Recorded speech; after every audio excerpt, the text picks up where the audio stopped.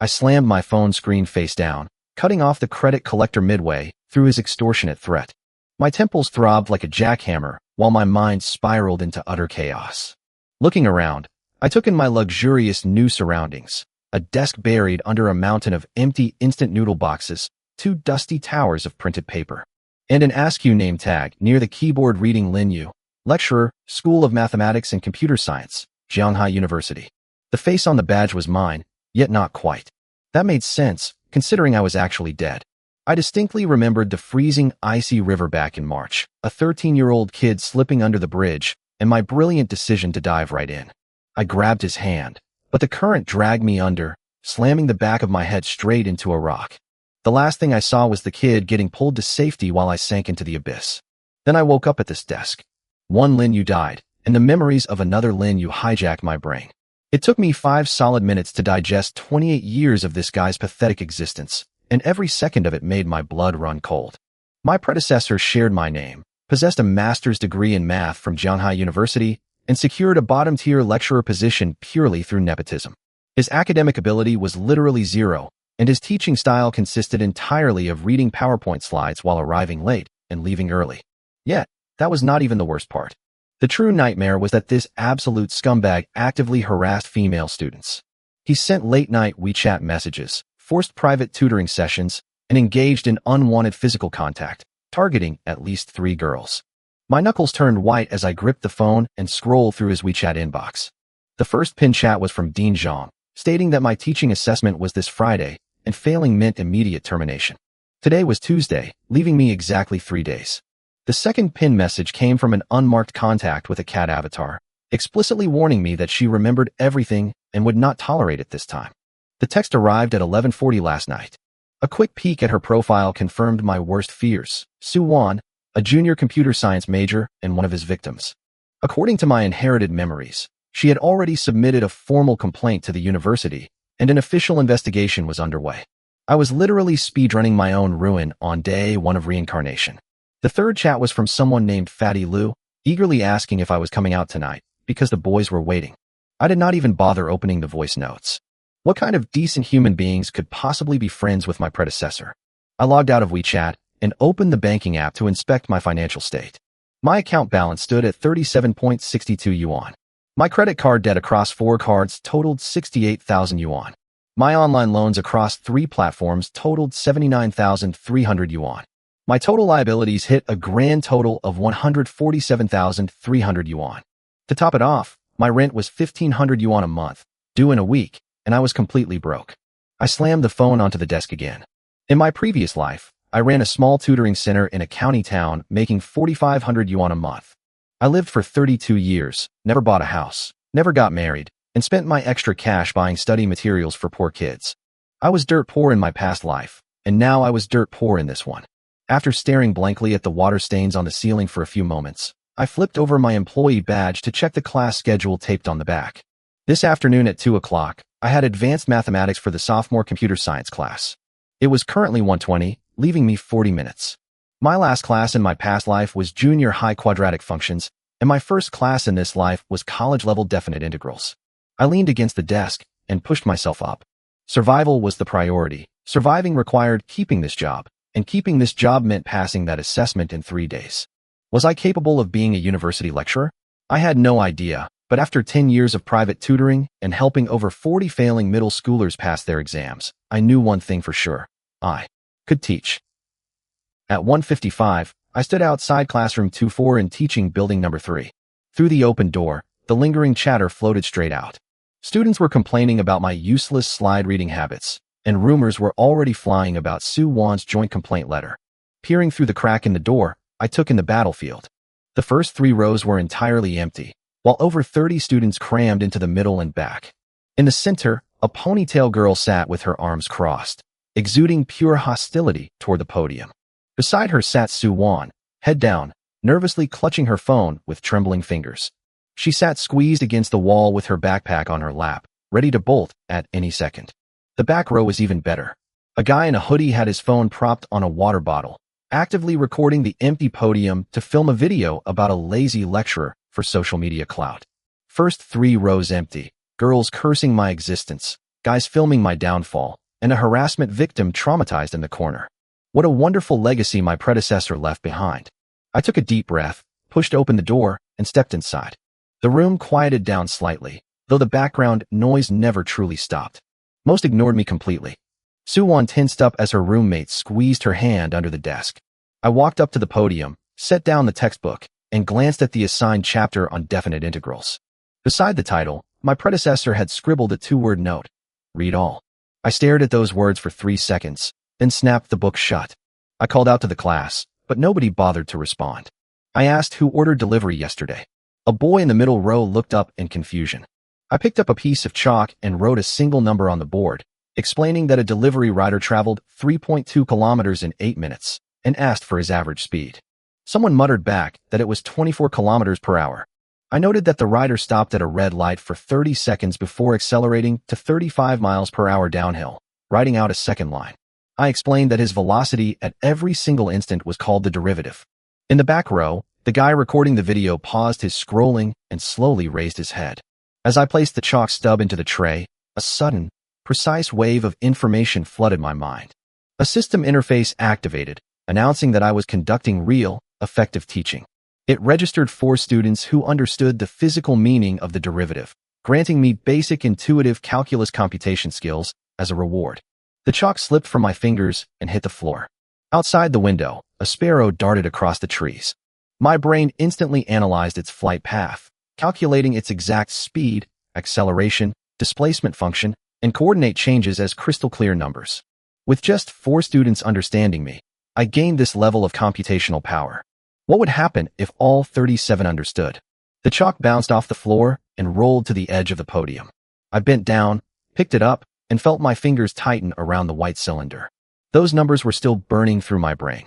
The sparrow outside the window had long since flown away, yet its flight path from 3 seconds ago remained stamped in my visual memory, with its instantaneous speed and yaw angle precise down to 2 decimal places. I did not compute it, I literally saw it. It felt as natural as discerning a red light from a green one. Without saying a word, I turned back to the board and slapped another line next to the formula. My hand stayed dead steady. My heart was pounding like a jackhammer, but a decade of grueling tutoring experience kicked in on autopilot, because losing the room meant losing everything. I threw out a question about the delivery rider's braking distance when slowing down from 35 kilometers per hour to a dead stop. Before anyone could process the prompt, I sliced a smooth curve across the blackboard. I explained that the area under that curve represented the braking distance on a velocity time graph, which was the exact geometric meaning of a definite integral. I threw in a quick nod to Need for Speed, pointing out that game engines use this exact math to keep cars from smashing into walls. That hit the mark. In the back row, a gamer slumping over his desk yanked out an earbud to whisper with his buddy. In the middle row, the gossiping girls abruptly quieted down out of pure awkwardness from the sudden silence. Meanwhile, Suwon's roommate, Zhang Xiaoman, another victim of my predecessor's creepy stalker habits, pulled out an earbud too. She was not interested in the math. She was just deeply confused by my voice. The old Lin you drawled out slides in a sleep-inducing whine, but my voice was sharp, punchy, and rhythmic. Suwon caught her roommate's sudden focus and flicked her eyes up to the podium for a single second before looking away. Her face still radiated pure disgust, but her gut clearly told her something had shifted. Back in the rear seats, the kid in the hoodie completely forgot about his phone, which was still quietly recording on a water bottle. I drew a fresh diagram on the board, pointing out that the speed limit on the road outside was 40 kilometers per hour, though delivery drivers regularly hit 60. I laid out the math. At 60 kilometers per hour, sudden braking requires 27.8 meters. Since a pedestrian takes 3 seconds to cross, a speeding rider simply cannot stop in time. The entire classroom went dead silent from sheer existential dread because every single one of them crossed that street daily. I put down the chalk and added that at 40 kilometers per hour, the stopping distance drops to 12.3 meters, proving speed limits are calculated with math rather than made up by board. Cops. A girl in the back put her phone away, 3 more students sat up straight, and my system interface instantly flashed a fresh update. 11 students now understood the practical application of definite integrals, granting me intermediate calculus skills. Another icy rush flooded my brain, far more intense than the first. It stopped being about just seeing numbers. I was starting to predict things. I could feel the subtle movements of all 37 students, sensing their posture changes 2 seconds before they actually made them. Suppressing the internal chaos, I dragged everyone back to the text, tying the physical and geometric concepts together using a cafeteria worker serving food as a real-world metaphor. Someone burst out laughing, and the gamer in the back pulled out his second earbud, muttering that this was way better than last semester's lectures. 5 more students put their phones away. The system pinged again. 19 students understood, meaning I was closing in on the 25-student critical hit threshold. This time, my whole scalp went numb as my brain underwent a full structural upgrade. I could suddenly calculate the exact trajectory of chalk dust drifting through the air, the cycloidal motion of the windblown curtains, and the subtle airflow coming off the air conditioner vents. Everything moving became a precise mathematical function in my mind. 5 minutes ago, I was an underpaid local tutor, and now my mathematical intuition was scaling toward godhood, all from teaching half a single class attentively. A terrifying thought hit me like a bucket of ice water.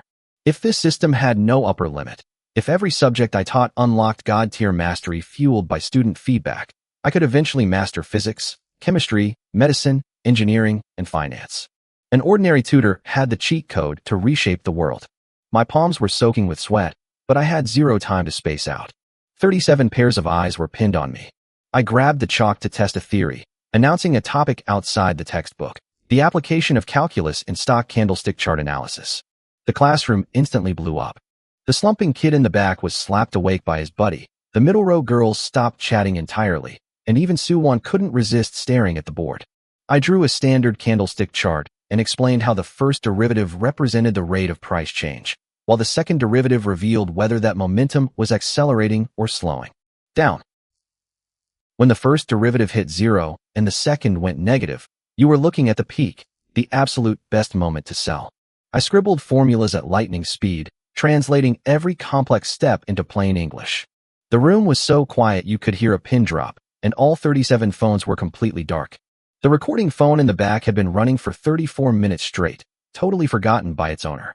The system erupted with a notification. 27 students had achieved a deep understanding, unlocking top-tier financial mathematics for me along with the ability to accurately forecast short-term market fluctuations within a single day. A tidal wave of advanced quantitative finance hit my brain: Black-Scholes option pricing, stochastic integrals, volatility surfaces, and delta hedging. Glancing out the window at a distant news ticker displaying live market quotes, my mind processed the moving charts in a fraction of a second. I turned back to the board and wrote a final prediction in the bottom corner. Jintong Technology, code 601327. Tomorrow's gain approximately 7.3%. I tossed the chalk into the tray, explicitly stating this was a personal forecast and not financial advice. The room sat completely paralyzed, staring at the numbers in dead silence. The bell rang to signal the end of class, but nobody made a move to leave. The kid in the hoodie glanced down at his phone to see the recording hit 42 minutes, yet he hesitated to stop it. Just as I turned to walk out the door, a boy suddenly shouted from the back, asking why I had never taught like this before. The old me was dead. That was the absolute last thing I spat out before walking out of that classroom. Class had officially ended 2 full minutes ago, but nobody inside had even unglued their pants from their seats. Zhou Hao, the hoodie kid in the back, finally retrieved his phone from beside his water bottle and stared bug-eyed at the screen. 43 minutes and 8 seconds of continuous recording. His original plan was to film a quick lazy lecturer roast to farm clout on social media, but now he just stood there with his jaw hanging wide open. When his roommate gasped that he had hit absolute gold, Zhou Hao couldn't even process the words. His brain was completely paralyzed by the formula I left in the bottom corner of the blackboard. Jintong Technology, stock code 601327, projected to rise by roughly 7.3% tomorrow. He didn't know a thing about calculus or financial charts, but he knew one absolute truth. If that stock actually rocketed tomorrow, a few hundred likes would be total pocket change compared to what this video was worth. Up at the podium, I packed my textbooks in total silence and zipped out the door at high speed. I desperately needed a quiet spot to digest the mental overload. Stepping off the main path and ducking into the quiet green belt beside the building, I stopped and stared at my hands. They were dead steady, but the background processes of financial algorithms were still violently churning through my brain. I pulled out my phone and loaded my brokerage account. The original owner of this body had left a pathetic balance of 2,300 yuan. literally the last crumbs of his massive debts. Jintong Technology had closed at 11.24 yuan today. My newly acquired mathematical model flat out guaranteed a massive jump at tomorrow's open. I stared at the screen for 10 seconds, smashed the buy button, and went all in with every single cent. If I won, I could finally breathe. If I lost, I was skipping meals for the next 2 days. Locking the screen, I rubbed my face and headed toward my office. Passing the cafeteria, I caught a couple of students gossiping about how I looked completely possessed today and how my lecture was actually understandable for once. I didn't slow my pace. I had heard the exact same line from parents in my past life as a small-town tutor, and while the worlds were entirely different, the high was identical. By 7 in the evening, I was back in my rented dump. The 40-square-meter room smelled like ancient grease, and week-old laundry sat rotting in the washing machine. Naturally, the debt collectors started blowing up my phone again. I declined 3 calls, picked up the 4th, promised I would pay by the end of the month, and hung up before they could scream. Next, I picked up the teaching assessment notice on my nightstand. The verdict was set for Friday morning. A surprise classroom audit evaluated by department heads, senior supervisors, and student representatives. Student reviews made up 20% of the grade. I leaned my head back against the wall to clear my mind. Today's wild class was an absolute accident triggered by the system, but now I had to be strategic. The system demanded genuine teaching and real student comprehension. Bluffing off slides would yield 0 rewards. Furthermore, teaching the exact same material repeatedly to the same group would yield diminishing returns. But my biggest hurdle was my dual identity. In my heart, I was a dedicated teacher who drowned saving a kid. To the rest of the world, I was a dirty scumbag lecturer facing a formal sexual harassment complaint from Suwon. I couldn't fix his past crimes with cheap talk or fake apologies. Words were utterly worthless against the trauma he caused, and only real, radical action could prove anything now. My phone lit up with a WeChat message from Fatty Lou, demanding to know why I was flaking on the boys tonight. I typed back 4 simple words telling him to lose my number, sent it, and instantly blocked him. I scrubbed through my contacts and purged every single trashy acquaintance from my predecessor's toxic social circle. Then my thumb hovered over Suwon's chat box, right below the chilling warning she sent last night. I typed nothing and locked the screen. What could I even say? Hey, I'm actually a different soul now. Nobody on earth would buy that nonsense. By 8:15 the next morning, I was standing in the faculty bathroom brushing my teeth when my phone vibrated violently. Zhouhao had posted a 3-minute edit of yesterday's class to Douyin late last night, titled Worst University Lecturer Has Sudden Epiphany, Accurately Predicts Stock Market in Class. The view counter was exploding in real time, already smashing past 670,000 views in just 12 hours. The comment section was a complete war zone of skeptics, actual attendees confirming the absolute lack of slides, and day traders promising to forward the video 100 times if the stock actually hit. Before I could even spit out my toothpaste, Dean Zhongguodong's name flashed across the screen. I rinsed quickly and picked up, only to be blasted by a screaming tirade about me discussing stock trading on camera and potentially triggering an investigation by the Education Bureau. Dean Zhong, I interrupted coolly. He tried to keep yelling, but I cut him off a second time, simply telling him to check the trending topics on Weibo first. Dead silence fell over the line, followed by the faint rustle of him frantically swiping his screen. The 38th trending topic nationwide had a shiny new hashtag, second-tier university lecturer predicts stocks in class, with Zhanghai University's name stamped across every single repost. Our trash-tier institution, which usually ranked absolute dead last in the province, had never smelled the trending list in its entire existence. After a long, heavy exhale, the dean muttered that he would reconsider my Friday assessment and slammed the phone down. I reopened my trading app just as the clock hit 9:30.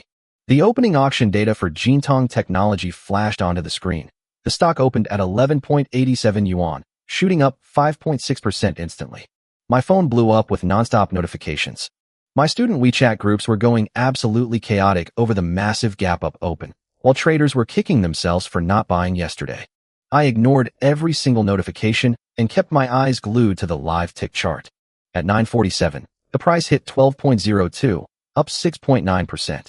My Douyin inbox hit max capacity with thousands of private messages calling me an absolute market god, while my 2,300 yuan balance climbed to 2,458 yuan. I didn't blink. I just stared at the ticker. At 10:15, the stock hit 12.06 yuan, locking in a gain of exactly 7.29%. My hand froze over the screen. 7.29%. On the blackboard yesterday, I wrote approximately 7.3%. My error margin was a terrifying 0.01%. At that exact second, my phone completely lost its mind under an avalanche of missed calls, text messages, and social media notifications. Zhou Hao sent a hysterical text screaming that his video just passed 2 million views, while students begged me for new stock pics. I ignored every single one of them, locked my phone, and sank back into my office chair.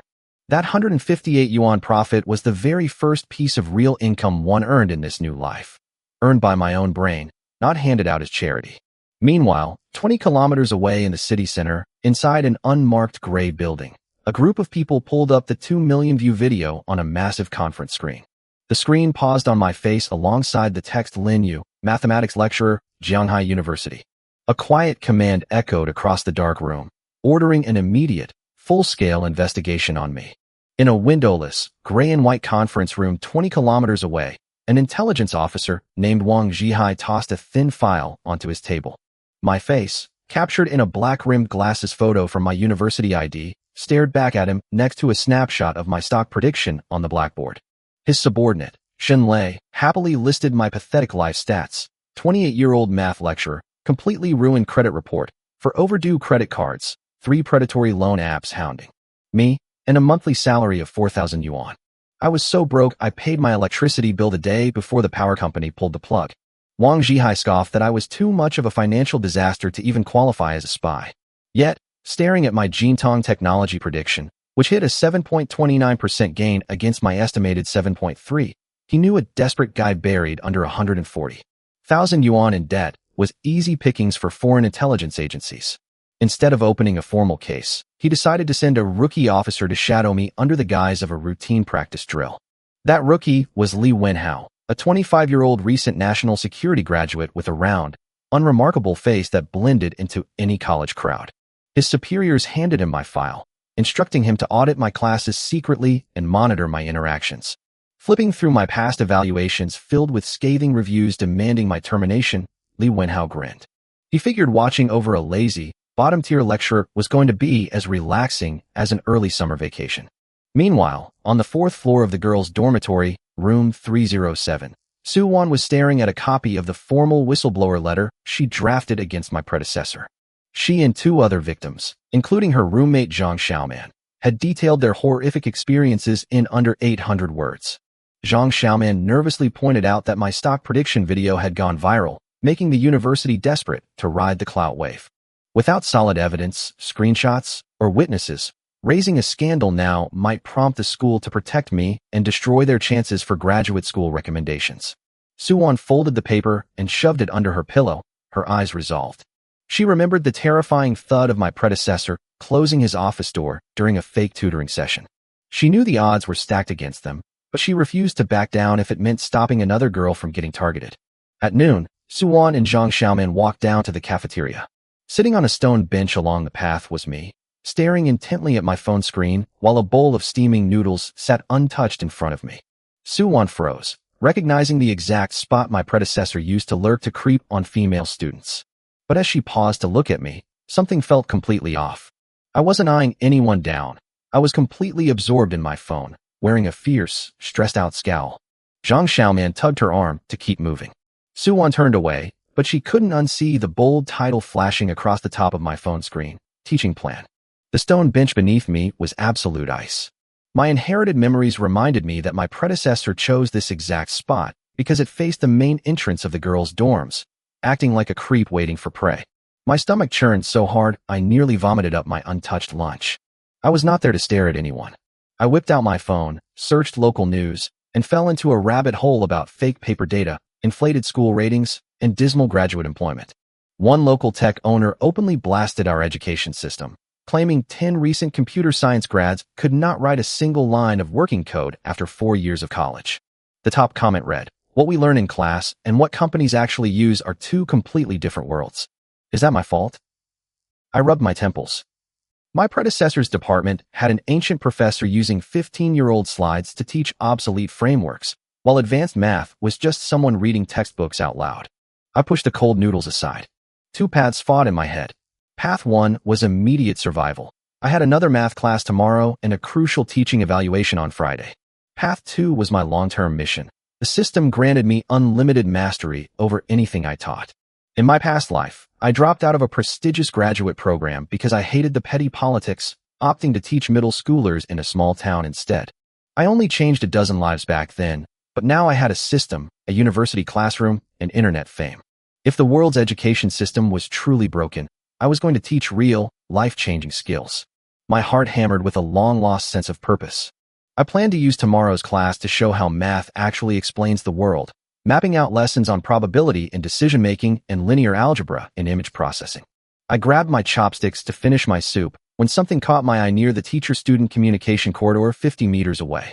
My calculus-enhanced brain instantly ran a spatial analysis on two distant figures.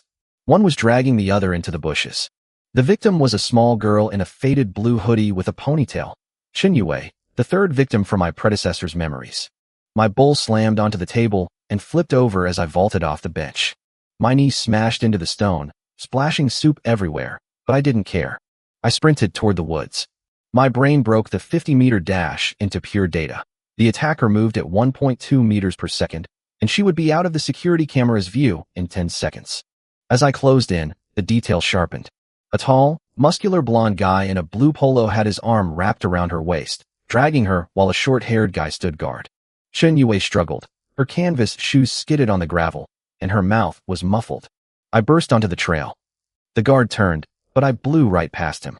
My mind mapped the physical mechanics. The attacker was roughly 100 kilos tall, with a high center of gravity, wearing slick leather shoes on loose gravel. As he stepped forward, lifting his back foot, his support base shrank to a minimum. I hooked my right foot around his left ankle while driving my left palm into his right shoulder. I applied an external torque exceeding his support polygon. His 100-kilo frame lost balance completely and crashed sideways onto the gravel road. He hit the ground hard, spitting out confused English demands. The guard rushed over, but froze 2 meters away. I turned, looked him dead in the eye, and uttered a single word: camera. I pointed up at the security dome overhead as it panned toward us.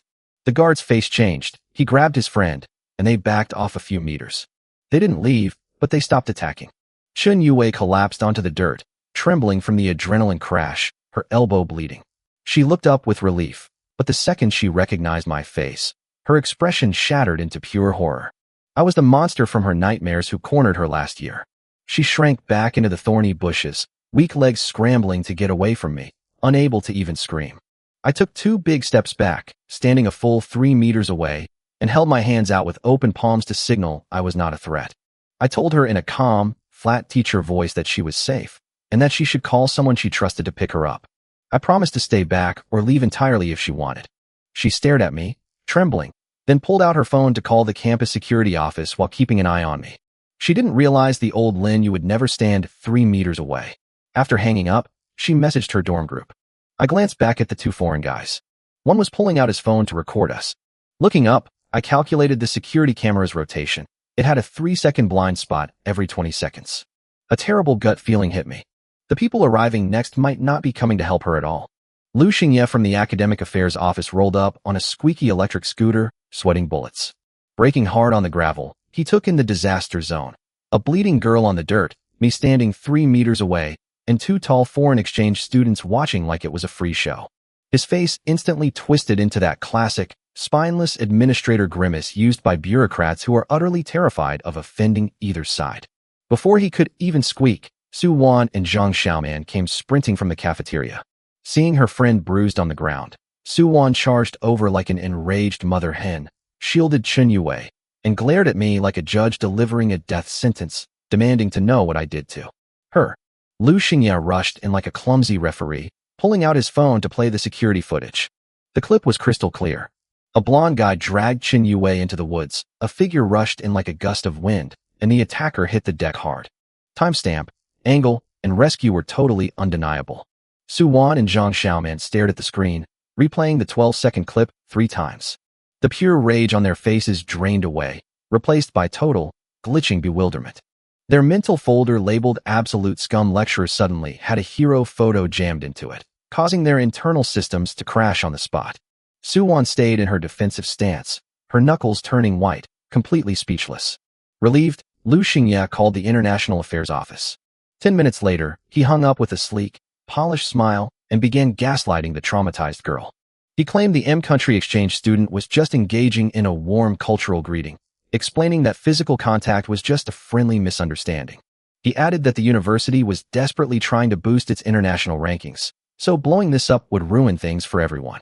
Then he leaned in, softly hinting that if they played along with this cultural misunderstanding, the college would offer them very generous priority points for their upcoming graduate school. Recommendations. The air instantly froze solid. The three girls fell dead silent, paralyzed by the sheer corruption of it all. Chen Yue dug her nails into her palms, Suwon's lips went completely white, and Zhang Xiaoman stared blankly at the path signpost, realizing why students privately called it the guaranteed graduate school path. It was a place for dirty transactions. Standing aside, I took in every single buzzword: cultural differences, misunderstandings, global rankings, graduate perks. It was a massive pile of administrative garbage that translated to one simple command: shut up and submit. The absurd hypocrisy made the corner of my mouth twitch.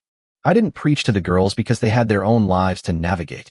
Instead, I turned straight to Lu Xingye and spoke loudly enough for everyone to hear. I told him that since the footage proved it was a simple cultural misunderstanding, we should strictly follow official campus protocol. I requested that he file a formal, signed educational interview record for the exchange student, noting that regardless of culture, dragging a female student on a Chinese campus required a written explanation. Lu Xingye's fake smile completely shattered. He mumbled a weak agreement, hopped on his scooter, and threw me a deeply unnerving look as he sped away. With just the four of us left under the sycamore trees, I stayed 3 meters back and did something that completely floored them. I bowed slightly in their direction, not dramatic, but deeply earnest. I plainly stated that my predecessor was an absolute jerk who caused them immense harm, adding that it would never happen again. I didn't beg for forgiveness or offer cheap excuses. I just stated the fact, turned around, and walked away. The wind rustled through the bushes as my footsteps faded. Chen Yue broke the heavy silence first, whispering that I seemed completely different now. Suwon turned to her with a storm of doubt and disbelief in her eyes, while Zhang Xiaoman broke the tension with a practical question, asking if they were still going to attend my class this afternoon. At 1:30 in the afternoon, Suwon, Zhang Xiaoman, and Chen Yue appeared outside classroom 24. They had spent half their lunch arguing over whether to come, but Chen Yue ended the debate by silently packing her math textbook and walking out first. Thanks to yesterday's viral video hitting over 4 million views, the room was packed with nearly 50 people. Folding chairs overflowed into the aisle, yet the first 3 rows remained completely empty like a cursed no-man's land. Then Chen Yue did the unthinkable. Under the gaze of dozens of confused classmates, she marched straight into the 3rd row by the window and sat down. Stunned, Suwon and Zhang Xiaoman had no choice but to follow, sitting a few seats away. Just like that, the front row wasteland was broken. At exactly 2 o'clock, the bell rang and I walked into the classroom. My eyes lingered on the 3 of them for a fraction of a second, but I kept my face totally impassive. I set my textbook down without opening it, grabbed a fresh piece of chalk, and wrote 4 large characters in the center of the blackboard: self-protection. Below that, I added 2 sublines: mathematics, human mechanics, and terrain utilization. A wave of confused whispers swept through the room, while Zhou Hao in the back frantically adjusted his phone tripod to record every single second. Ignoring the noise, I swept my gaze across the audience and dropped the nice guy act. I plainly stated that we were skipping the textbook today. I told them straight that they might encounter things on this campus that terrified them, and while some reported it or swallowed their anger to no avail, today we were discussing what to do when you can no longer tolerate it or sue. The room went dead silent. Suwon stiffened, and Chen Yue clenched her fists under the desk. I drew 2 simple stick figures on the board, one small, one massive. I laid out the scenario. A person who is 1.7 meters tall and 60 kilograms facing a giant who is 1.9 meters tall and 120 kilograms. Facing a massive strength gap, a direct brawl is totally useless. Then, I marked 3 key spots on the big figure: the knee joint, the ankle, and a dashed center of gravity line. I explained that human stability relies entirely on mathematics and the center of gravity. A giant strongman actually has a higher center of gravity and a relatively small support area compared to his massive mass, making him inherently easier to tip over. Breaking down the mechanics, I wrote out basic formulas showing that balance depends on whether the vertical line of the center of gravity falls within the support plane of the feet. The instant an attacker strides forward, their back foot leaves the ground, creating a 0.3-second window where their balance is extremely fragile. A tiny lateral force or torque at that split second will disrupt their balance, forcing their own 200-pound weight to crash them directly into the floor. Chen Yue stared at the formulas, replaying my rescue from 3 hours ago in her mind.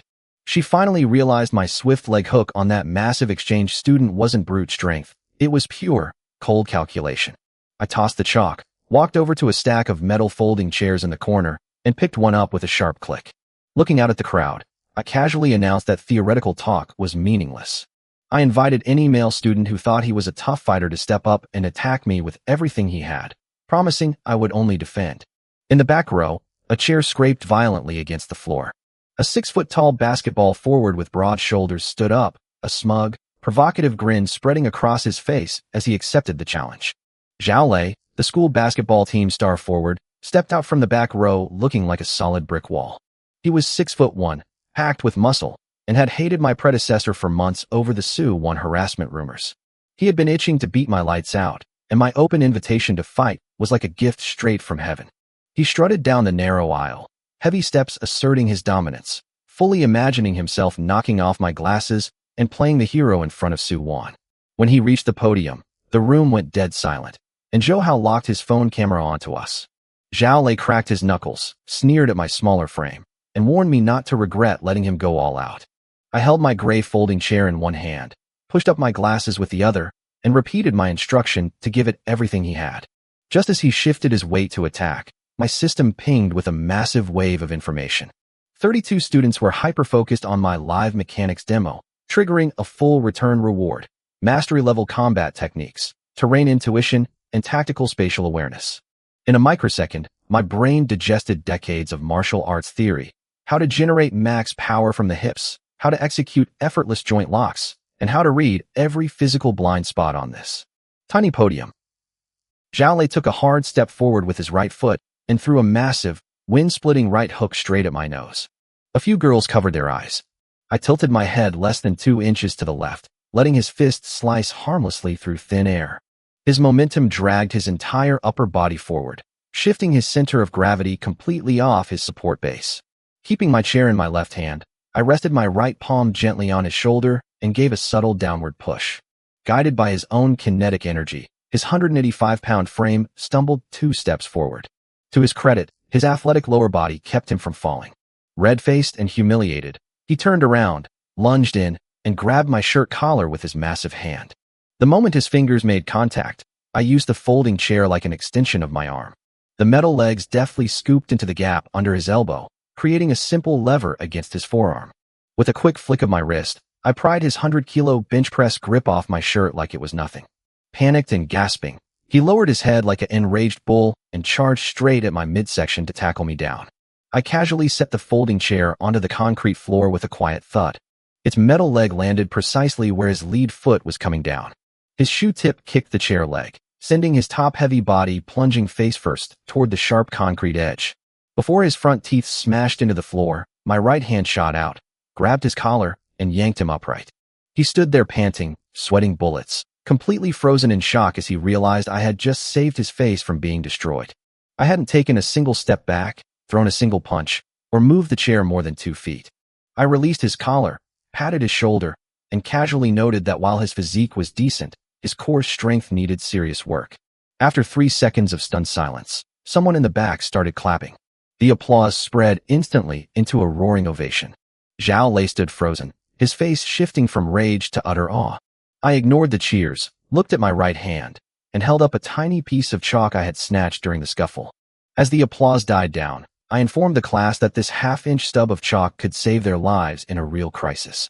I gently twisted the broken stub of white chalk between my fingers, letting a fine layer of dust drift into the spotlight on the podium like a miniature nebula. I calmly reminded the class that height and weight differences meant nothing in mechanics, but if an opponent was actually trained to fight, you needed tools. I gestured for Zhao Lei to sit down.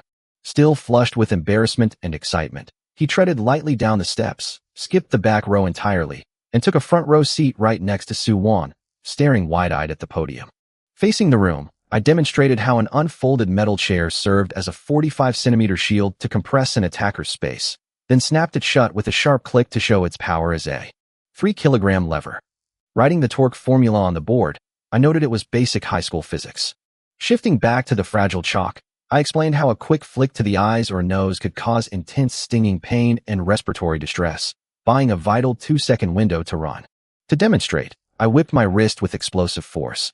The white stub flew like an invisible bullet, embedding itself almost completely into a cork bulletin board 8 meters away with a dull thud. The entire room gasped, and Zhouhao's recording hands shook violently. I smiled, warning them not to use it on people, but noting that the same principle applied to pens, chopsticks, or keys in a tight spot. For the next 15 minutes, my advanced math class transformed into a tactical training ground. I analyzed 4 everyday items using precise mechanical formulas on the board: the folding chair, a half-full water bottle for joint strikes, a weighted backpack swung as a centrifugal whip, and a cleaning mop for distance control. Grabbing the mop, I sank into a stance and executed a rapid sweep, pick, and thrust sequence. The wet mop had stopped less than 2 centimeters from Zhao Lei's nose, dripping a single drop of disinfectant onto his pants. He slammed back into his seat in terror, swallowing hard alongside 45 paralyzed students. I set the mop aside, stepped back to the board covered in leverage diagrams, and wrote my final rule: create a 3-second window, then run. I looked directly at the first 3 rows, telling them this wasn't about brawling, but about making sure they never had to stand helpless waiting for a rescue that might come too late. In the front row, eyes welled up with tears. Chen Yue replayed my moves in her mind, finally knowing how to break a wrist grip, while Su-Wan sat bolt upright, staring straight ahead. The bell rang for the end of class, yet no one moved. Packing my books, I paused at the door, telling them not to just watch, but to actually practice those center of gravity escapes. Though I didn't name anyone, the 3 girls knew the words were meant for them. I stepped into the hallway, leaving behind a brief silence followed by an absolute explosion of chatter. In the back corner, the undercover officer Li Wenhao rubbed his temples in total shock. Recognizing that my textbook perfect mechanics couldn't be learned from reading slides, his national security instincts screamed that a guy teaching lethal everyday combat was a massive societal threat who needed to be closely monitored. Stepping out of classroom 2-4, I felt like I had just crawled out of a pressure cooker. The second the door clicked behind me, a massive tidal wave of noise burst through the gap. Students were screaming about my chalk throw in slow motion, debating whether Zhao Lei took a dive, and swearing the wind from his dodge felt straight out of an action movie.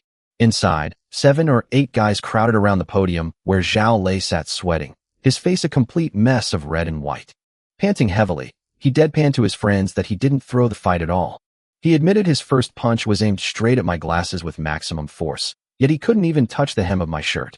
That single confession hit the crowd harder than 10,000 math formulas. Meanwhile, in the back corner, Zhouhao stared at his screen in absolute awe. Realizing my mop skills were far beyond his viral stock predicting video, he typed out a frantic headline, claiming the internet's favorite math teacher could now take down athletes with cleaning supplies. Down the hall, Su-Wan, Zhang Xiaoman, and Chen Yue walked out last. Chen Yue's knees buckled from pure adrenaline, while Zhang Xiaoman aggressively wrestled with her backpack zipper. Su-Wan walked between them in total silence, her brain working overtime. The massive gap between my current self and her memories of a greasy, sleazy lecturer was terrifyingly large. She tried telling herself it was just a fake new trap, but my advice about gaining 3 seconds to run kept echoing in her head.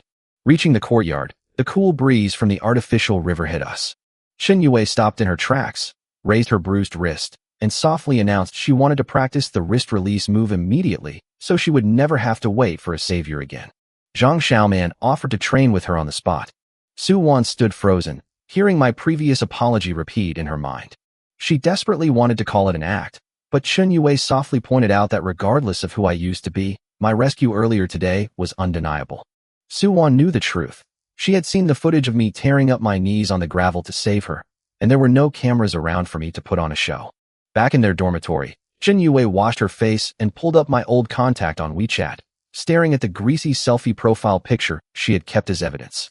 Taking a deep breath, she typed a message asking if she could ask me a few questions about the weight shift escape moves from class. At the same time, Su-Wan sat on her bed and pulled the photocopy of her old whistleblower letter from under her pillow. Tracing her sharp signature on the paper, she opened Zhouhao's freshly uploaded video, staring at the cover image of me pointing a mop 2 centimeters from Zhao Lei's nose. When Zhang Xiaoman walked in with fresh apples and caught her looking at the complaint letter, Su-won said nothing. She simply folded the paper into quarters and stuffed it deep beneath her pillow. At 8:17 that evening, Su-won unfolded her 4 times folded whistleblower letter on her desk, the creased edges sharp under the lamp. Opening her WeChat chat with Professor Zhou from the Discipline Inspection Commission, she spent 2 hours tweaking a draft to strip away all emotion. The final, bone-dry text stated she was withdrawing her report on me due to insufficient evidence, planning to resubmit once she gathered a complete file. She stared at the send button for 3 minutes before tapping it. From the opposite bunk, Zhang Xiaoman asked if she had truly thought this through. Su-won laid her phone face down, admitting she hadn't, but noted that pushing a weak complaint now would only let the school crush it with an evidence-free dismissal. Still, she didn't confess the real weight tipping her scales. My earnest bow on the gravel path and a math class dedicated entirely to self-defense. Deciding to wait for me to slip up, she reopened our old chat, where my predecessor's last unblocked message from a year ago invited her to his office, and fired off a sharp warning. She stated she was pulling the letter for now, but warned that if I stepped out of line again, she wouldn't hesitate a second time. Meanwhile, I stepped out of the bathroom in my rented 40-square-meter apartment, drying my hair as my phone lit up with her text. Sitting on the bed, I drafted 2 diplomatic responses before deleting them both for sounding too needy or fake. I settled on 6 simple words, thanking her for not holding a grudge. Dead accounts can't be wiped with cheap apologies, but her willingness to save face was an opportunity one couldn't waste. Flipping my phone over, I noticed an unopened message from Chun Yue sent 11 minutes earlier, thanking me for saving her. Memories of her family background flooded my mind. A father with a broken leg, a mother cashiering at a supermarket, and a girl surviving on 8 yuan meals while holding her broken backpack together. With wire. My predecessor had clearly preyed on her quiet fear of causing trouble for her family. I cursed the former owner of my body with words unfit for polite society, then texted back a brief response telling her she was welcome and inviting her to reach out if anything went wrong on campus. I added a quick tip to practice the wrist escape moves with her roommate, emphasizing angle over brute strength. I sank onto my creaky mattress, staring at the stained ceiling while my brain raced over tomorrow's Thursday class, Friday's evaluation, and system limits. Yet my mind kept drifting back to Chun Yue's terrified face on the gravel path, the absolute horror of recognizing her savior as her former monster. My phone lit up one last time with her quiet text stating I seemed completely different now. Flipping the screen face down, my eyes caught the ugly schedule taped to my wall showing my Thursday morning classes. Just as I drifted toward sleep, a cold realization pulled me wide awake. Calculating the security camera's 20-second rotation earlier, I remembered its 3-second blind spot. The foreign student acting as lookout had stood precisely at that unmonitored edge. It was no coincidence. That spot had been scouted in advance. 2 exchange students using a lookout in a known blind spot on a quiet afternoon meant this was a calculated routine, not a spontaneous misstep. Sitting bolt upright in the dark, I grabbed my phone, opened the Notes app, and typed out an urgent reminder to investigate the surveillance coverage, blind spots, and alarm records on Baoyan Road. Over the last 3 months, my alarm was set for 7:30, but my phone vibrated 15 minutes early. Reaching out from under the covers, I squinted at 3 unread messages. The first was from Zhou Hao, firing off exclamation marks like machine gun rounds to announce that his 5-minute highlight reel of yesterday's mob combat had hit 12 million views overnight. The second was a formal push notification from Douyin confirming a massive traffic boost, and the third was an interview request from a reporter at the Shanghai Evening News. Ignoring all 3, I got up, splashed cold water on my face, and checked Zhou Hao's profile with a toothbrush hanging out of my mouth. The view count was spinning wildly, and unlike the skeptical comments under his stock prediction video, this comment section was packed with women praising the practical self-defense tips or begging for paid online courses. Spitting out the toothpaste foam, I locked the screen. 12 million views meant hundreds of thousands of people now associated my face and Shanghai University with a math teacher who uses cleaning supplies to dismantle physical education majors. Whether this viral fame was a blessing or a curse remained to be seen, but one thing was undeniable. Tomorrow was my official teaching assessment, and this morning's class was my absolute last chance to prepare. Sitting at my creaky desk, I opened my textbook to definite integrals and mapped out a lesson plan focused entirely on real-world utility over dry theoretical proofs. I designed an engineering case study on riverbed dredging to calculate cross-sectional areas using numerical integration, followed by a 20-line Python script to demonstrate programmatic implementation for the computer science students. 10 years of tutoring had taught me that a teacher's knowledge means nothing if the students don't actually learn. When I arrived at classroom 240 minutes early, I froze in the doorway. The room was already packed, and the dreaded first 3 rows were completely full. Zhao Lei sat smack in the middle of the front row with a brand new notebook.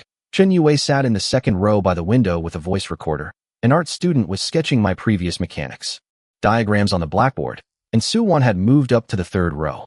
The front row wasteland was officially dead. Before I could start, Lu Xingye from the Academic Affairs office pulled me into the corridor with a stamped notice. Sweating nervously, he whispered that administrative observers would be grading my class tomorrow with official scorecards. Worse, Zhao Wenyuan, the academic tyrant whose thesis request I had shut down, had volunteered for the panel and was already branding my methods as grandstanding that violated the syllabus. Pocketing the notice, I stepped back into the classroom unfazed. I opened my textbook, drew a winding riverbed on the blackboard, and announced that today's lesson would directly help them write real engineering code and land future jobs. As I broke down trapezoidal rules and Simpson's formulas, the system silently pinged, upgrading my numerical computation skills to expert level. Taking advantage of the momentum, I wrote a neat 20-line Python script on the board, triggering a second system reward that granted me beginner-level algorithm optimization and instantly filling my mind with vectorized execution logic. When the bell rang, Zhao Lei caught up with me in the sunlit hallway to awkwardly apologize for his impulsive punch yesterday. I accepted it cleanly, then analyzed his mechanics, advising him to stop leaning forward and instead generate power by pushing off the ground and rotating his hips. He stood stunned by the genuine, high-level feedback as I waved goodbye and walked toward the artificial river. Sitting on a bench, my phone vibrated with a WeChat request from an account named L, featuring a blank profile picture and a vague message asking for math help. I instantly recalled a quiet 25-year-old in a gray hoodie sitting in the back row during class, ignoring the formulas to stare intently at me instead of the board. Realizing he was currently watching me from 80 meters away near the library steps, I locked my phone and wondered what on earth I had done to draw the attention of secret agents. In a freezing conference room, Agent Li Wenhao replayed my mock combat video 3 times, focusing on the handle stopping 2 centimeters from Zhao Lei's nose. His boss, Wang Zhihai, flipped through a detailed report while fellow agent Shun Lei analyzed the Baoyan Road footage on his tablet. Shun Lei mapped my ankle hook to a precise 35-degree outer angle and noted my chair leverage hit Zhao Lei's weakest armpit muscles. He even quoted a Special Forces veteran who claimed I had either 5 years of elite combat training or raw natural genius. Checking my files, Shun Lei confirmed I had 0 martial arts gym memberships, no military service, an appendectomy history, and a borderline underweight BMI that would fail a basic military physical. Wang Zhihai asked Li Wenhao for his first-hand classroom impressions, and Li Wenhao noted my uncanny habit of scanning the room every few minutes to instantly adapt my teaching. He admitted my sharp control over student attention completely contradicted my past negative reviews as a lazy lecturer who just read off slides. Wang Zhihai acknowledged my unknown origin, ruling out overseas intelligence agency training because no foreign handler would fund an asset with my pathetic credit history, for overdue cards, 3 loan sharks on my tail, and single-digit meal card balances. Still, recognizing that someone holding both stock-predicting foresight and lethal martial mechanics made me a prime target for foreign exploitation, Wang Zhihai assigned me a D-level observation tag. Shun Lei pointed out 3 lethal technical moves I had packaged as basic self-defense: throwing chalk at 80 kilometers per hour, dislocating joints with folding chairs, and using mop flicks, derived from military spear techniques. Though concerned about students practicing these moves, Wang Zhihai decided against censoring the viral videos to avoid drawing unwanted attention. Instead, he ordered Li Wenhao to approach me after class tomorrow under the guise of an eager auditor asking for math help, aiming to gauge if I truly understood the dangerous nature of what I was teaching. As Li Wenhao left, Wang Zhihai reminded him to keep my files separate from their primary mission, tracking millions in dark web foreign funds currently laundering through local shell companies. Walking down the quiet corridor, Li Wenhao stared at his still-pending WeChat request on his phone, feeling a chill run down his spine. He recalled how I had scanned his face for 0.8 seconds during class, slightly longer than the 0.3 seconds I gave everyone else, taking in his completely blank notebook. He realized that when he sent the friend request from the library steps 80 meters away, My glance up from my phone was locked directly onto his position. He put his phone away, suddenly feeling deeply unsure of how I would react when he finally approached me to ask his math questions. Friday morning was class-free, so I took the chance to move my meager belongings into the 12-square-meter staff dorm. My rented place was expiring, and my bank account didn't even hold a fraction of the renewal fee. Sure, the dorm mattress felt like a slab of concrete, but free beats homeless every single time. My entire life fit into one suitcase and 2 bags of books, costing a cool 15 yuan by taxi. After prepping my afternoon assessment notes one last time, I headed out on a completely illogical detour. Instead of taking the main path, I tested a theory I mapped out the night before. I ducked past the library side entrance where thick banyan leaves created a 5-meter surveillance blind spot, circled behind the administration building where the window camera completely missed the west bench, and ended up by the semi-underground tin equipment shed near the playground, where the nearest camera was a useless 70 meters away. I picked a cup of soy milk at the library, casually checked my phone at the flower bed, and sure enough, caught a figure in a gray hoodie strolling behind me at a distance of 80 meters. Sitting on the track stone benches, he played it cool with a water bottle, but the round face and exact 60-meter gap were identical to yesterday.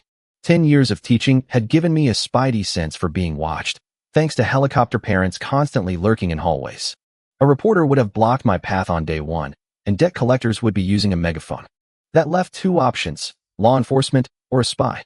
If it was a spy, I wasn't in trouble. I was about to make an absolute fortune, because reporting a foreign agent pays a minimum reward of 500,000 yuan per person. I slipped into a shady, dead-end alley behind the equipment room where walls blocked both camera views and phone signals. I slowly finished half my soy milk, counting the seconds. On second 41, Roundface appeared at the entrance. Finding me standing there waiting, his casual stride froze. Before he could pull out a fake, confused college student excuse, I cut straight to the point, asking if he was an agent or a spy. I added that if he was an agent, I needed to figure out what amazing thing I did, but if he was a spy, he had to tell me how many accomplices he had so I could fully cooperate for the bounty. His confused mask cracked completely. Reaching into his hoodie, he flipped open a leather badge showing the national emblem, official seal, and his name, Li Wenhao from the Ministry of State Security. Disappointment hit me like a truck. I slumped back, slurping the hollow bottom of my cup, devastated that my 500,000 yuan debt-clearing dream had just evaporated into thin air. He tried giving me a lecture about keeping my lethal martial mechanics under control, but I cut him off. My voice dropped its playful edge, and I instructed him to stop wasting state resources monitoring a broke lecturer and instead investigate the foreign trash being pushed onto our campus. I crushed my empty cup, pointing out that those exchange students from Wednesday had scouted the camera rotation cycles in advance, proving they were calculated repeat offenders. Passing right by him, I told him to do his actual job and keep an eye on them instead. Standing in the shadows, Li Wenhao stared at me in total disbelief, pulling out his phone to text his superior that I was wildly hyper-focused, unnervingly calm, and currently assigning him homework. Stepping into the warm morning sun outside the alley, I left Li Wenhao in the shadows and walked toward the teaching building, carefully reviewing our conversation to ensure I hadn't spilled anything incriminating. Satisfied, I turned my attention to my biggest source of stress, my stock portfolio. Opening my brokerage app, I stared at a green screen showing my holding in Jintong Technology was worth 2,458 yuan. Subtracting my original 2,300 yuan investment and transaction fees, my total profit was a grand 100-something yuan. Last night, I spent over 2 hours using my system-upgraded financial capabilities to analyze 3,000 stocks, identifying one primed for a 5% jump tomorrow. The depressing reality? Placing my entire 2,458 yuan into it yields a pathetic 120 yuan.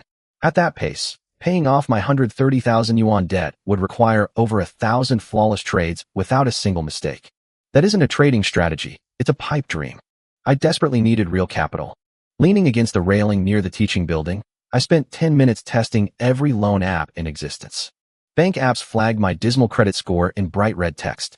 For different online lending apps delivered zero limits, frozen accounts, or flat-out access errors due to missed payments. I didn't even dare open my 4 credit card apps, all frozen with interest rapidly catching up to the principal. Finally, Alipay's loan features simply read, "No credit limit available." My predecessor had completely torched his credit score, locking me out of every financial channel. Having experts stop predicting powers without principle is like owning a legendary sword welded inside an iron cage. Suddenly, my phone vibrated with a call from an unfamiliar number ending in digits I recognized. It was Fatty Lou calling from a new line. In my predecessor's memories, Fatty Lou was a 240-pound guy in a floral shirt who played mahjong, ate free meals, and lent money with a suspiciously friendly smile. I answered, moving the phone away as he yelled about me blocking his WeChat and claimed he was worried about my debt collectors. Skipping his fake sympathy, he cut to the chase within 30 seconds, pitching a fast, low-risk money-making scheme, campus loans. He eagerly suggested I recruit my 30 or 40 students, promising 1,000 yuan commission per head to clear my debt in no time. Campus loans instantly triggered memories of my past life as a tutor, where a student's 21-year-old sister jumped from a fifth-floor window after an 8,000 yuan phone loan ballooned to 60,000 yuan. Keeping my cool to gather intelligence, I casually asked if the operation was legal. Fatty Lou laughed it off, claiming he had connections at higher levels and had been running it smoothly for half a year. Hearing half a year and higher-level connections, my mind immediately connected the dots: predatory campus loans, underground lending, and illegal funds. My brain instantly calculated the massive government rewards for reporting organized illegal loan operations and money laundering. My debt-clearing opportunity had just walked right up to my door. Acting hesitant yet greedy, I asked him to send over all the loan terms and commission details on WeChat. He eagerly agreed to a 50-50 split. Hanging up, I opened my notes app to document his claims, realizing that if this scam had been running for 6 months, students at our university were already trapped. I added a note to check if my predecessor had already dragged students into this mess, knowing I needed to locate victims and secure their contracts as ironclad evidence. Unbeknownst to me, while I was discussing commission rates over the phone, student Zhang Xiaoman was walking along the sidewalk just behind the holly bushes. She overheard every fragment about campus loans, 1,000 yuan commissions, and sending over the info. Horrified, she sprinted 300 meters straight to dorm room 307, slamming her supermarket haul onto the desk. Catching her breath in front of a startled Su Wan and Chun Yue, she gritted her teeth and declared that Lin Yu hadn't changed at all, exposing that he was actively getting involved in predatory student loans.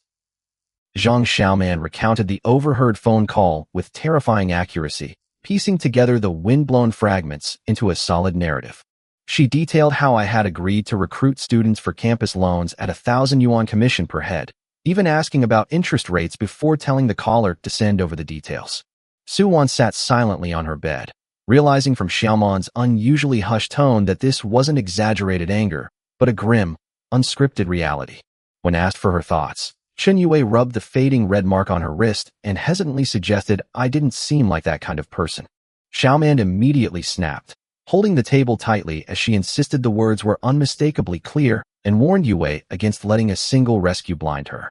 Su Wan remained silent, her eyes drifting toward the window to an empty, dusty bed that had belonged to their former roommate, Zhang Xiaoer. 6 months ago, Xiaoer, a gentle, impoverished student, borrowed 3,000 yuan for a laptop repair through a predatory loan app disguised as a cheap installment plan. Hidden terms with 36% interest and daily overdue penalties quickly ballooned the debt to 12,000. Relentless debt collectors harassed her parents until her mother accidentally stabbed her own hand with a sewing needle, eventually blasting defamatory text messages to all her contacts. Devastated, Xiaoer stopped eating, lost 12 pounds, and was forced to drop out after her father handed over their life savings to settle the predatory balance.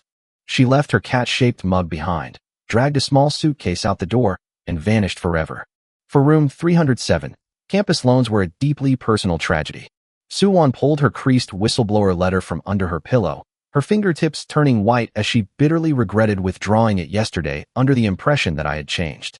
Xiaoman bit her lip in guilty silence, but Yue spoke up, insisting that while she believed Xiaoman, acting on fragmented sentences heard through holly bushes might lead to a decision they would regret later. Xiaoman's anger flared, but she fell silent as the room turned suffocatingly heavy. Refusing to react blindly, Su Wan refolded her complaint letter and stuffed it back under her pillow, declaring she would attend my afternoon assessment class. She resolved to confront me directly in front of the entire class and the judging panel. If I failed to explain myself, she promised to bypass the university entirely and go straight to the police.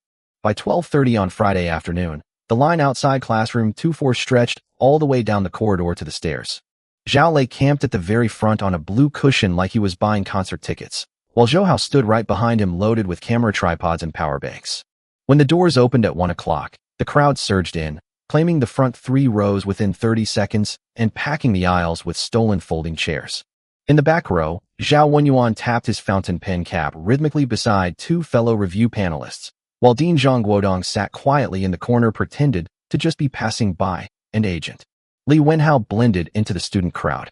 At 1:15, Su Wan, Zhang Xiaoman, and Xin Yue walked in with icy expressions, Su Wan opening her notebook to a blank page to prepare for the student Candé session. I stepped onto the podium at 1:20 in a crisp white shirt, taking in the over 70 eager faces, the panel of judges, the silent dean, and his secret agent.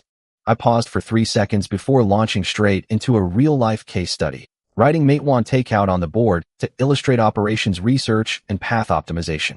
Over the next 20 minutes, I broke down complex vehicle routing models into simple, relatable scenarios, explaining how time constraints prevent delivery riders from letting your fried chicken get cold. As I expanded the problem from 2 riders to 300, the system triggered a massive reward, flooding my brain with advanced operations research models like genetic algorithms and ant colony optimization. My chalk flew across the board, drawing a massive, intricate delivery network topology. Suddenly, Zhao Wenyuan set down his pen and interrupted from the back row with a cold smile. He publicly called me out for violating the advanced mathematics syllabus with flashy practical applications, claiming my lecture ignored theoretical foundations and bred useless, superficial students. The room froze into an oppressive silence. Zhao Lei clenched his massive fists in anger under his desk, and Zhang Xiaoman boiled with suppressed rage but stayed silent to protect her postgraduate prospects. Standing at the podium with half a piece of chalk, I calmly met the old tyrant's gaze without saying a word. Zhao Wenyuan's frosty reprimand hung in the air, instantly dropping the room's temperature to sub-zero and driving most students to stare at their desks in total humiliation.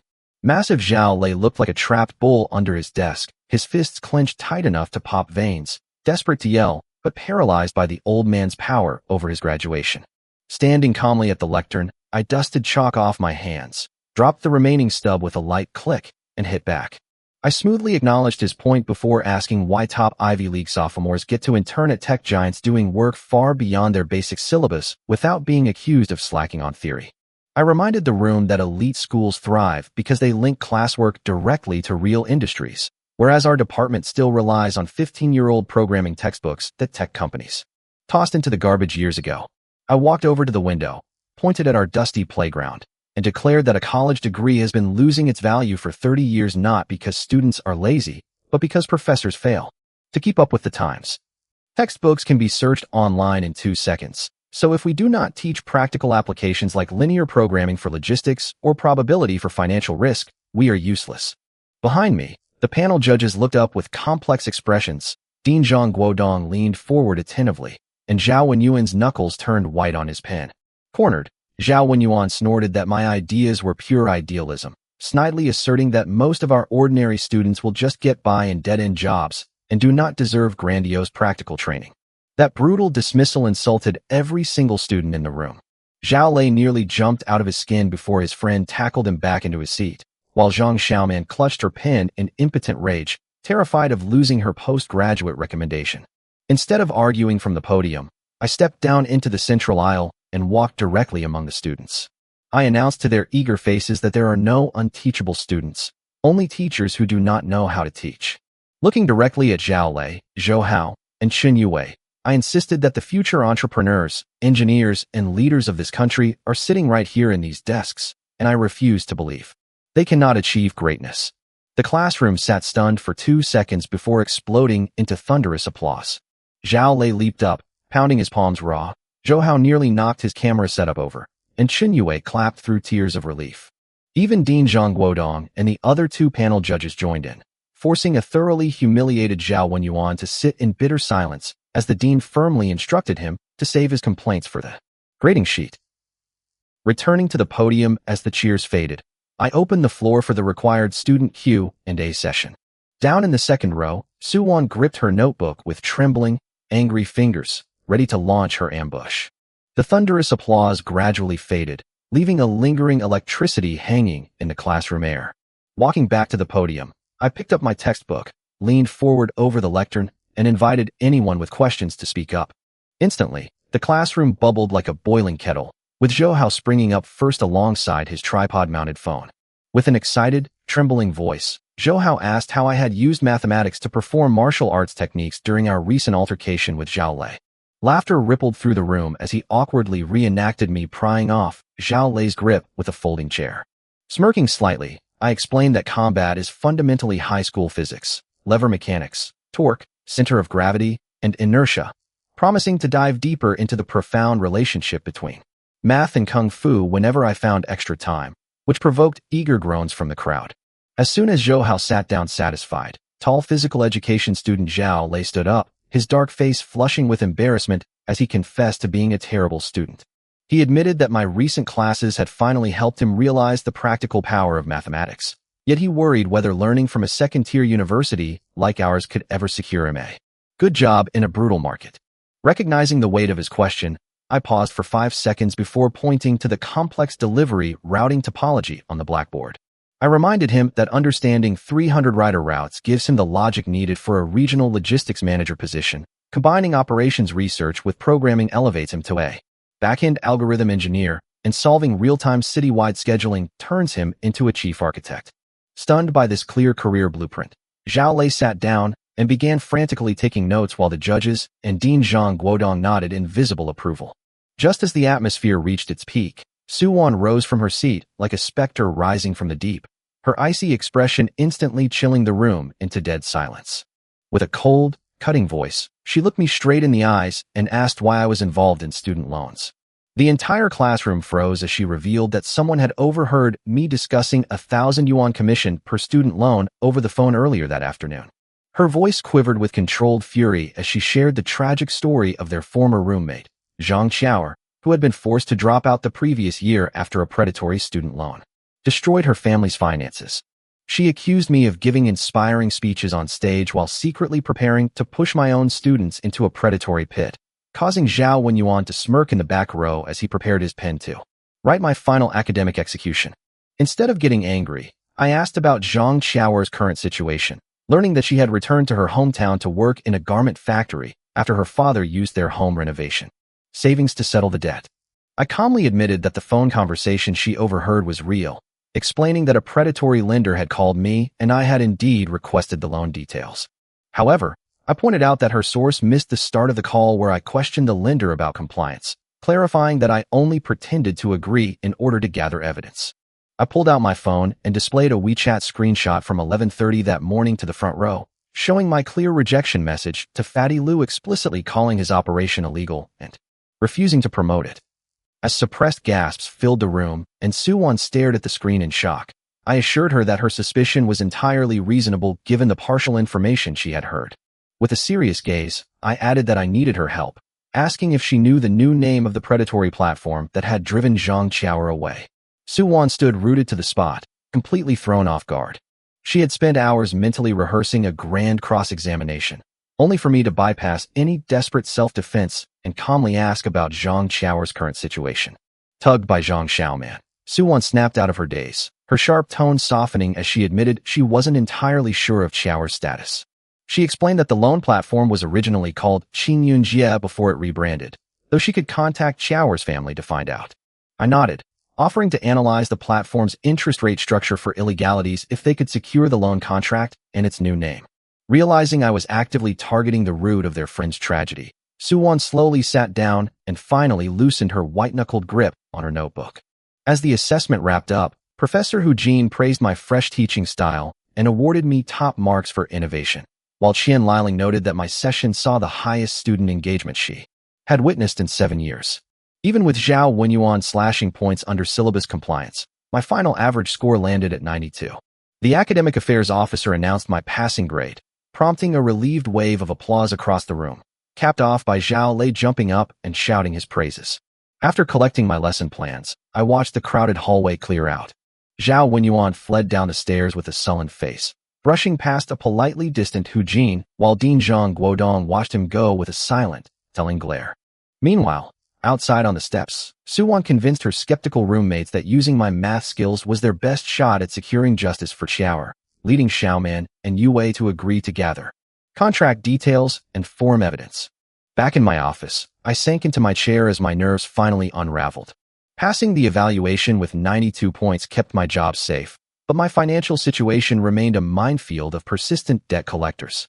I opened my trading app to find my target stock up 3.2%, yielding a modest 70 or 80 yuan profit on my 2,458 yuan capital.